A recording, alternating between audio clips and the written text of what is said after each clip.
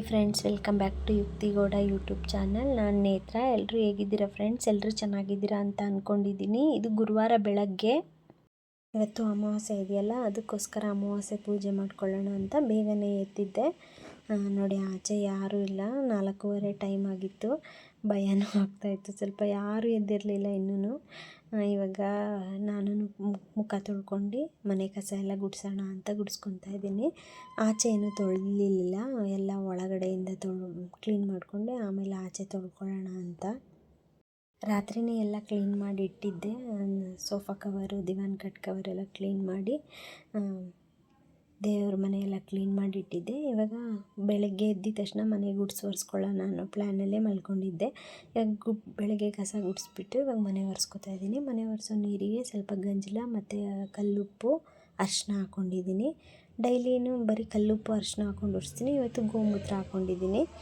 ಹಬ್ಬಗಳ ಟೈಮಲ್ಲೆಲ್ಲ ಈ ಥರ ಗೋಮೂತ್ರ ಹಾಕ್ಕೊಂಡು ಒರೆಸಿದ್ರೆ ಒಳ್ಳೆಯದು ಅಂತಾರೆ. ಅದಕ್ಕೋಸ್ಕರ ಒಂದು ಸ್ವಲ್ಪ ಗೋಮೂತ್ರ ಹಾಕ್ಕೊಂಡಿದ್ದೀನಿ. ರಾತ್ರಿ ಸಬ್ಜಾ ಸೀಡ್ಸು ಮತ್ತು ಕಾಬೂಲ್ ಕಡಲೆ, ಬಾದಾಮಿ ಎಲ್ಲ ನೆನೆಸಿಟ್ಟಿದ್ದೆ.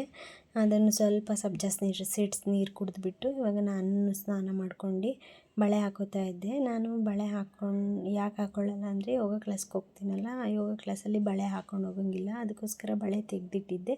ಇವಾಗ ಪೂಜೆ ಮಾಡ್ಕೊತಾ ಇದ್ದೀವಲ್ಲ, ಹೆಣ್ಮಕ್ಳು ಬಳೆ ಹಾಕ್ಕೊಂಡು, ಕಾಲುಂಗುರ ಹಾಕ್ಕೊಂಡು, ತಾಳಿ ಹಾಕ್ಕೊಂಡು, ಸೀರೆ ಉಟ್ಕೊಂಡು ಪೂಜೆ ಮಾಡಿದ್ರೇ ಚೆನ್ನಾಗಿರುತ್ತೆ ಅಂತ ಹೇಳ್ತಾರೆ. ಅದಕ್ಕೋಸ್ಕರ ನಾನು ಇವತ್ತು ಸಾರಿ ಹಾಕ್ಕೊಂಡು ಪೂಜೆ ಮಾಡ್ತಾಯಿದ್ದೆ. ಹೊಸ್ಲಿಗೆಲ್ಲ ಇವಾಗ ಅರಿಶಿನ ಕುಂಕುಮ ಇಟ್ಕೊಂಡು ರಂಗೋಲಿ ಹಾಕೋತಾ ಇದ್ದೀನಿ. ಬೆಳಗ್ಗೆನೇ ಬಾಗಿಲು ತೊಳೆದಿದ್ನಲ್ಲ, ರಂಗೋಲಿ ಏನೂ ಹಾಕ್ಕೊಳ್ಳಿರಲಿಲ್ಲ. ಯಾಕಂದರೆ ಕತ್ತಲೆ ಇತ್ತು. ಅದಕ್ಕೋಸ್ಕರ ಒಂದೇ ಸರಿನ ಪೂಜೆ ಮಾಡ್ಕೊತೀನಲ್ಲ ಅಂದ್ಬಿಟ್ಟು ಇವಾಗ ಫಸ್ಟು ಹೊಸ್ಲಿಗೆ ಪೂಜೆ ಮಾಡ್ಕೊಂಡು, ರಂಗೋಲಿ ಎಲ್ಲ ಹಾಕ್ಕೊಂಡು ಪೂಜೆ ಮಾಡ್ಕೊಂಡು, ತುಳಸಿ ಕಟ್ಟೆ ಹತ್ರನೂ ಪೂಜೆ ಮಾಡ್ಕೊತೀನಿ. ಫಸ್ಟು ನಾವು ಯಾವುದೇ ಹಬ್ಬದಲ್ಲಾದ್ರೂ ಹೊಸ್ಲಿಗೆ ತುಳಸಿ ಕಟ್ಟೆಗೆ ಪೂಜೆ ಮಾಡ್ಕೋಬೇಕು ಅಂತಾರೆ. ಹೊಸ್ಲಿಗೆ ಬೆಲ್ಲ ಪೂಜೆ ಮಾಡ್ಕೊಂಡು ಆಮೇಲೆ ಒಳಗಡೆ ದೇವ್ರ ಮನೇಲಿ ಪೂಜೆ ಮಾಡ್ಕೋಬೇಕು ಅಂತಾರೆ. ನಾನು ಹಂಗೆ ಮಾಡ್ತೀನಿ. ಇವಾಗ ನಾನು ಇವಾಗ ಫಸ್ಟ್ ಹೊಸ್ಲಿಗೆಲ್ಲ ಪೂಜೆ ಮಾಡ್ಕೊಂಡು, ತುಳಸಿ ಕಟ್ಟೆ ಹತ್ರನೂ ದೀಪ ಎಲ್ಲ ಹಚ್ಕೊಂಡು ಪೂಜೆ ಮಾಡ್ಕೊತೀನಿ.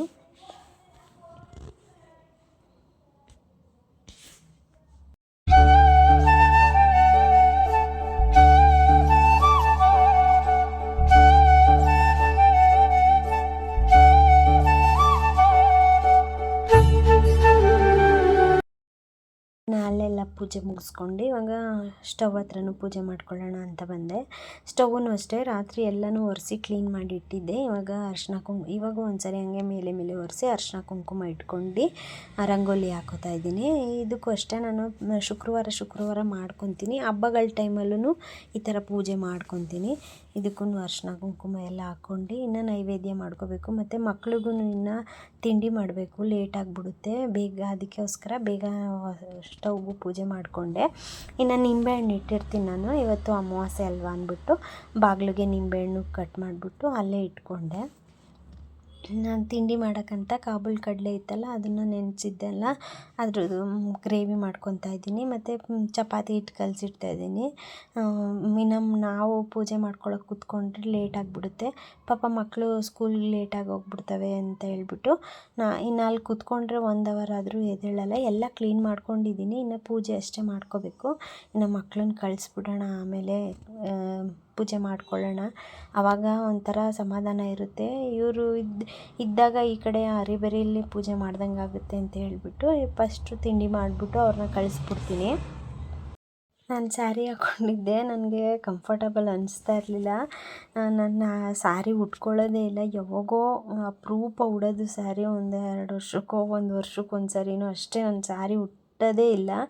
ಅದಕ್ಕೋಸ್ಕರ ನನಗೊಂಥರ ಕಂಫರ್ಟಬಲ್ ಅನ್ನಿಸ್ತಾ ಇರಲಿಲ್ಲ ಕೆಲಸ ಮಾಡೋಕ್ಕೆ. ಅದಕ್ಕೆ ಅದನ್ನು ತೆಗೆದ್ಬಿಟ್ಟು ಫಸ್ಟು ಡ್ರೆಸ್ ಹಾಕ್ಕೊಂಬಿಡೋಣ ಅಂತ ಡ್ರೆಸ್ ಹಾಕ್ಕೊಂಡೆ. ಇವಾಗ ಅವ್ರನ್ನೆಲ್ಲ ತಿಂಡಿ ಮಾಡಿ ಕಳಿಸಿದ್ದಾಯಿತು. ಇವಾಗ ನಾನು ಪ್ರಸಾದಕ್ಕೆ ಅಂತ ಶಾವಿಗೆ ಪಾಯಸ ಮಾಡ್ಕೊತಾ ಇದ್ದೀನಿ ನೈವೇದ್ಯಕ್ಕೆ ಅಂತ. ಇವಾಗ ನೋಡಿ ಎಲ್ಲ ರಾತ್ರಿ ಇಷ್ಟು ಕ್ಲೀನ್ ಮಾಡಿಟ್ಟಿದ್ದೆ. ಇವಾಗ ಹೂವು ಹಾಕ್ಕೊಂಡು ಪೂಜೆ ಮಾಡ್ಕೊತೀನಿ. ಇದು ಭೀಮೇಶ್ವರ ವ್ರತ ಮಾಡೋಕ್ಕೆ 2 ದೀಪಗಳನ್ನ 3 ಇಡಿ 5 ಇಡಿ ಅಕ್ಕಿ ಹಾಕ್ಕೊಂಡು 3 ಇಡಿನಾರು ಹಾಕ್ಕೊಬೋದು, ಇಲ್ಲ 5 ಇಡಿನಾರು ಅಕ್ಕಿ ಹಾಕ್ಕೊಬೋದು. ಒಂದು ಪ್ಲೇಟಿಗೆ ಅಕ್ಕಿ ಹಾಕ್ಕೊಂಡು ಓಂ ಶ್ರೀ ಅಂತ ಎಲ್ಲ ಬರ್ಕೊಂಡು ಇಟ್ಕೊಂಡಿದ್ದೆ ರಾತ್ರಿಯೇ. ಇವಾಗ ಅದಕ್ಕೆ ಆ ದೀಪಗಳಿಗೆ ದೀಪಾಲೆ ಕಂಬ ಇದ್ದರೆ ಚೆನ್ನಾಗಿರುತ್ತೆ. ನನ್ನ ಹತ್ರ ದೀಪಾಲೆ ಕಂಬ ಇರಲಿಲ್ಲ, ಯಾಕಂದರೆ ನಾನು ಲಾಸ್ಟ್ ಇಯರು ನಮ್ಮಮ್ಮ ಮನೆಗೆ ಪೂಜೆ ಇತ್ತು ಅಂತ ತೊಗೊಂಡೋಗಿ ಕೊಟ್ಟಿದ್ದೆ. ಅಲ್ಲಿಂದ ನಾನು ತೊಗೊಂಡೇ ಬಂದಿರಲಿಲ್ಲ. ಸರಿ ಚಿಕ್ಕ ದೀಪ ಇತ್ತಲ್ಲ, ಚಿಕ್ಕ ದೀಪಕ್ಕೆ ಮಾಡಿಕೊಂಡೆ. ಅದು ದೊಡ್ಡ ದೀಪಾಲೆ ಕಂಬ ಇದ್ದರೆ ಚೆನ್ನಾಗಿರುತ್ತೆ. ದೀಪಗಳಿಗೆ ಅರಿಶಿನ ಕುಂಕುಮ ಇಟ್ಕೊಂಡು ಅದಕ್ಕೂ ಬತ್ತಿ ಹಾಕ್ಕೊಂಡು ತುಪ್ಪ ಹಾಕ್ಕೊಂಡಿದ್ದೀನಿ. ಮತ್ತು ಇನ್ನು ಮಾಮೂಲಿ ದೀಪಗಳಿಗೂ ಎಣ್ಣೆ ಹಾಕ್ಕೊಂಡಿದ್ದೀನಿ. ಇದಕ್ಕೂ 2 ಅರಿಶಿನ ಕೊಂಬು ಕಟ್ಕೊತಾ ಇದ್ದೀನಿ. 2 ದೀಪಗಳಿಗೂ ಅರಿಶಿನ ಕೊಂಬು ಕಟ್ಕೊಬೇಕು. 2 ದೀಪಗಳಿಗೂ ಅರಿಶಿನ ಕೊಂಬು ಕಟ್ಕೊತಾ ಇದ್ದೀನಿ. ಮತ್ತು ನಾನಿನ್ನು ಅಲ್ಲಿ ಹೂವು ಮಾಡಿಟ್ಟಿದ್ದೀನಲ್ಲ, ಅದೇ ಪಾದ ಪೂಜೆ ಮಾಡ್ತೀವಲ್ಲ ಅವಾಗ ಕಟ್ಕೊಳ್ಳೋಕ್ಕೆ, ಅದನ್ನು 5 ಎಳೆ ಇಲ್ಲ 9 ಎಳೆ ಇಲ್ಲ 12 ಎಳೆ ಮಾಡಿ ಕಟ್ಕೋತಾರೆ. ನಾನು 5 ಎಳೆ ಹಾಕಿ ಕಟ್ಕೊಂಡಿದ್ದೀನಿ. ಮತ್ತು 9 ಗಂಟು ಹಾಕ್ಕೊಂಡಿದ್ದೀನಿ. ನಾವು ಹೂವು ಕಟ್ತೀವಲ್ಲ ಅದನ್ನು ಸೇರಿಸಿ 9 ಗಂಟು ಹಾಕ್ಕೋಬೇಕಂತೆ. ನಾನು ಅದನ್ನು ಸೇರಿಸಿ 9 ಗಂಟು ಹಾಕ್ಕೊಂಡಿದ್ದೀನಿ. ಈಗ 9 ಗಂಟು ಅಂದರೆ ನವಗ್ರಹಗಳದ್ದು ಸಂಕೇತ ಅಂತಾರಲ್ಲ, ಅದಕ್ಕೋಸ್ಕರ 9 ಹಾಕ್ಕೊಂಡು ಇಟ್ಟಿದ್ದೀನಿ. ಅದನ್ನು ಅಲ್ಲೇ ಇಟ್ಟು ಪೂಜೆ ಮಾಡ್ಕೊತೀನಿ. ಅದಕ್ಕೂ ಆಮೇಲೆ ಎತ್ಕೊತೀನಿ ಅದನ್ನು. ಇವಾಗ ಕವಡೆ ಅಡಿಕೆ ಎಲ್ಲ ಲಕ್ಷ್ಮೀದು ಅದು ಎಲ್ಲ ಇಟ್ಟು ಪೂಜೆ ಎಲ್ಲ ಮಾಡಿಕೊಂಡೆ ನಾನು. ಇವತ್ತು ಗುರುವಾರ ಬೇರೆ, ರಾಯರಿಗೂ ಪೂಜೆ ಆಯಿತು. ನೈವೇದ್ಯಕ್ಕಂತ ಪಾಯಸ ಮಾಡ್ಕೊಂಡಿದ್ನಲ್ಲ, ಪಾಯಸ ಬಾಳೆಹಣ್ಣು ಒಂದು ಮಾವಿನ ಹಣ್ಣಿತ್ತು, ಇಟ್ಟು ನೈವೇದ್ಯ ಮಾಡಿಕೊಂಡೆ. ನಾವು ಗಂಡನ ಪಾದ ಪೂಜೆ ಮಾಡಿದ್ರೆ ಅಷ್ಟೇ ಅಲ್ಲ, ಈ ಭೀಮೇಶ್ವರ ವ್ರತ ಕಂಪ್ಲೀಟ್ ಆಗಬೇಕು ಅಂದರೆ ಈ ದೀಪಗಳಿಗೆ ಪೂಜೆನೂ ಮಾಡ್ಕೋಬೇಕಂತೆ. ಅದಕ್ಕೋಸ್ಕರ ನಾನು ಈ ಥರ ಪೂಜೆ ಮಾಡ್ಕೊಂಡು ಅದಕ್ಕೆ ಗೆಜ್ಜೆ ವಸ್ತ್ರ ಹೂವಿನ ಹಾರ ಎಲ್ಲ ಅಲಂಕಾರ ಮಾಡ್ಕೊಂಡು ಪೂಜೆ ಮಾಡಿಕೊಂಡೆ. ಇವಾಗ ನಾನು ಅಲ್ಲಿ ನಿಂಬೆಹಣ್ಣು ಕುಯ್ದು ಹಾಕಿದ್ನಲ್ಲ, ಇವಾಗ ಇದಕ್ಕೆ ಹೊಸ ನಿಂಬೆಹಣ್ಣು ಹಾಕಿ ಗ್ಲಾಸ್ಗೆ ನೀರು ಹಾಕಿ ನಿಂಬೆಹಣ್ಣು ಹಾಕಿ ಇಡ್ತಾಯಿದ್ದೀನಿ. ಮತ್ತು ಇಲ್ಲಿ ಹೂವೂ ಅಷ್ಟೇ, ಇದೆಲ್ಲ ನೆಗೆಟಿವ್ ಎನರ್ಜಿನ ಕಮ್ಮಿ ಮಾಡುತ್ತೆ, ಪಾಸಿಟಿವ್ ಎನರ್ಜಿ ಕೊಡುತ್ತೆ ಮನೆಗೆ ಅಂತ ಹೇಳ್ಬಿಟ್ಟು ಈ ಥರ ಮಾಡ್ಕೊತಾ ಇದ್ದೀನಿ.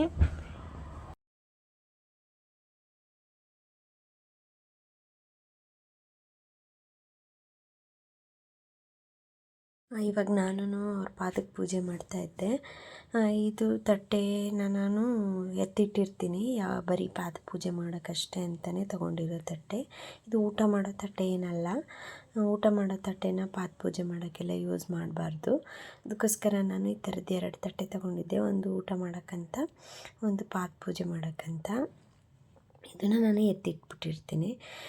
ಇನ್ನು ಪಾದ ಪೂಜೆ ಮಾಡ್ತಾಯಿದ್ದೆ. ಅರಿಶಿನ ಕುಂಕುಮ ವಿಭೂತಿ ಇಟ್ಕೊಂಡಿದ್ದೀನಿ, ಆಮೇಲೆ ಅರಿಶಿನ ಕುಂಕುಮ ಇಟ್ಕೊಂಡು ಹೂವು ಇಟ್ಕೊಂಡು ಅವ್ರು ಹಂಗೆ ಕೇಳ್ತಾಯಿದ್ರು, ಯಾಕೆ ಪೂಜೆ ಮಾಡ್ತಾಯಿದ್ದೀಯಾ ಹೇಳು ಅಂತ. ಅದೇ ಹೇಳ್ತಾಯಿದ್ದೆ ನಾನು, ನಮ್ಮ ಗಂಡನಿಗೆ ಆರೋಗ್ಯ ಆಯುಷ್ ಅಭಿವೃದ್ಧಿ ಕೊಟ್ಟು ದೇವ್ರು ಕಾಪಾಡಲಿ ಅಂತ ಪೂಜೆ ಮಾಡ್ತೀವಿ ಅಂತ ಹೇಳ್ತಾಯಿದ್ದೆ. ಹೆಣ್ಮಕ್ಳು ಪೂಜೆ ಮಾಡ್ತೀವಿ ಅಂತ ಹಾಗೆ ರೇಗಿಸ್ತಾಯಿದ್ರು. ಹಂಗೆ ಪೂಜೆ ಮಾಡ್ಕೊತ ಇವಾಗ ಕಂಕಣ ಕಟ್ಟಿದ್ನಲ್ಲ ಅದನ್ನು ಕಟ್ಕೊತಾ ಇದ್ದೆ. ನನಗೆ ಎಷ್ಟು ಗೊತ್ತು ಅಷ್ಟು ಆ ಥರ ನಾನು ಪೂಜೆ ಮಾಡಿಕೊಂಡೆ. ಇವಾಗ ನಾವು ಈ ಕಂಕಣ ಎಲ್ಲ ಕಟ್ಕೊತಾ ಇದ್ದೀವಲ್ಲ, ಈ ದಾರಾನ 3 ದಿವಸ ಇಲ್ಲ 5 ದಿವಸ ಇಟ್ಕೋಬೇಕಂತೆ. ಗೌರಿ ಹಬ್ಬದ ತನಕನೂ ಇಟ್ಕೊತಾರೆ. ನಾವೇನು 3 ದಿವಸ ಇಟ್ಕೊಂಡು ತೆಗಿತೀನಿ. ಇನ್ನು ನಾನು ಅರಿಶಿನ ಕುಂಕುಮ ಎಲ್ಲ ಇಡಿಸ್ಕೊಂಡು ತಾಳಿಗೆಲ್ಲ ಅರಿಶಿನ ಕುಂಕುಮ ಇಡಿಸ್ಕೊತಾ ಇದ್ದೆ. ಪಾದ ತೊಳೆದಿರೋ ನೀರನ್ನ ಪಾಟ್ಗೆ ಹಾಕೋತೀನಿ. ಯಾರದ್ದು ಓಡಾಡಲ್ವಲ್ಲ ಜಾಗಕ್ಕೆ ಹಾಕಬೇಕಲ್ಲ, ಅದಕ್ಕೋಸ್ಕರ ನಾನು ಪಾಟ್ ಒಳಗೆ ಹಾಕೋತೀನಿ. ತುಳಸಿ ಪಾಟ್ ಒಳಗೆಲ್ಲ ಹಾಕ್ಬಾರ್ದು, ಬೇರೆದೊಂದು ಗಿಡದೊಳಗೆ ಹಾಕ್ಕೊಂಡೆ. ಮತ್ತು ಇನ್ನು ದೃಷ್ಟಿ ತೆಗಿತೀವಲ್ಲ, ಆರತಿ ಮಾಡ್ತೀವಲ್ಲ, ಆ ನೀರು ಅಷ್ಟೇ, ಅದನ್ನು ಅಷ್ಟೇ ನಾನು ಗಿಡದೊಳಕ್ಕೆ ಹಾಕ್ಕೊಬಿಡ್ತೀನಿ. ಇಲ್ಲೆಲ್ಲೂ ಹಾಕೋಕ್ಕೆ ಜಾಗ ಇರಲ್ವಲ್ಲ, ಅದಕ್ಕೋಸ್ಕರ ಅದನ್ನು ಒಂದು ಗಿಡ ಪಾಟ್ ಒಳಗೆ ಹಾಕೋತೀನಿ. ಇವಾಗ ನಾನು ಪೂಜೆ ಮಾಡ್ಕೊತಾ ಇದ್ದೆ.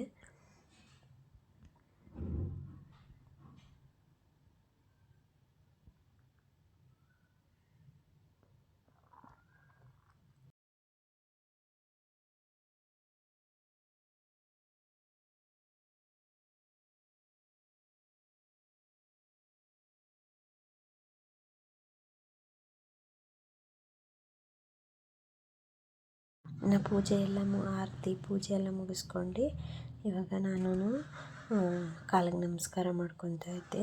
ಇಷ್ಟೇ, ನನಗೆ ಎಷ್ಟು ಗೊತ್ತು ಅಷ್ಟು ಆ ಥರ ನಾನು ಪೂಜೆ ಮಾಡ್ಕೊಂಡಿದ್ದೀನಿ. ಇದು ಪಾಯಸ ಮಾಡಿದ್ದೆ ದೇವ್ರ ನೈವೇದ್ಯಕ್ಕಂತ, ಅದನ್ನೇ ಸ್ವಲ್ಪ ಸ್ವಲ್ಪ ತಿನ್ಕೊಂಡ್ವಿ. ನೀವು ಯಾರ್ಯಾರು ಈ ಥರ ಪೂಜೆ ಮಾಡಿದ್ದೀರಾ ನನಗೂ ಕಮೆಂಟ್ ಮಾಡಿ ಫ್ರೆಂಡ್ಸ್, ನನಗೂ ಗೊತ್ತಾಗುತ್ತೆ. ಇವಾಗ ಅವ್ರಿಗೂ ಟಿಫನ್ ಹಾಕ್ಕೊಟ್ಟಿದ್ದೆ, ಚಪಾತಿ ಮಾಡಿದ್ದೆ. ಚಪಾತಿ ಬೇಡ ಪೂರಿ ಏನಾದರೂ ಮಾಡಿಕೊಡು ಅಂದರು. ಸರಿ ಪೂರಿನೇ ಮಾಡಿಕೊಟ್ಟೆ. ಓಕೆ ಫ್ರೆಂಡ್ಸ್, ಈ ವಿಡಿಯೋ ಇಷ್ಟ ಆಗಿದರೆ ಈ ವಿಡಿಯೋವನ್ನು ಲೈಕ್ ಮಾಡಿ, ಶೇರ್ ಮಾಡಿ. ಯಾರೆಲ್ಲ ಸಬ್ಸ್ಕ್ರೈಬ್ ಮಾಡ್ಕೊಳ್ದೆ ನೋಡ್ತಾ ಇರ್ತೀರ ಪ್ಲೀಸ್ ಸಬ್ಸ್ಕ್ರೈಬ್ ಮಾಡಿಕೊಂಡೇ ನೋಡಿ. Thank you friends.